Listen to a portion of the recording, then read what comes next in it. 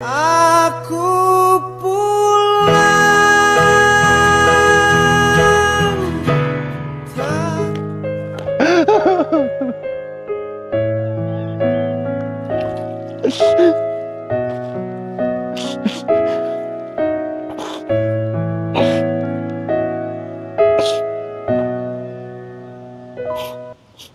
Hello?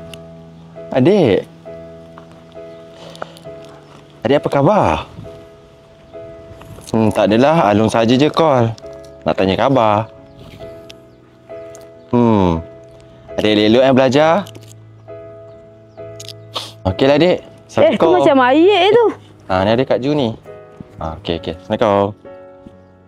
Yit, Ya, apa Kak? kau buat kat sini sedih-sedih ni? Tak adalah Kak, nak macam mana? Ni apa ni? Tu tangan tu kenapa tengok ni? Lebam-lebam ni siapa buat kau ni? Yang sampai akak cari pula ni.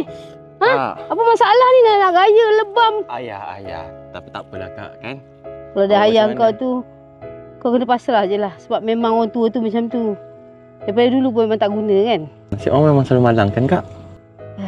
Akak tak boleh nak cakap apa lah Yit. Sebab tu, sebab ayah kau kan. Kalau akak yang pergi jumpa ayah kau kan lain pula cerita. Mak Sebab tak sayang orang. Bapak tak sayang orang. Adik-beradik lagi lah tak ambil tahu. jangan cakap macam tu Yit. Tak baik. Buruk baik pun macam mana pun tetap ahli keluarga kita Yit.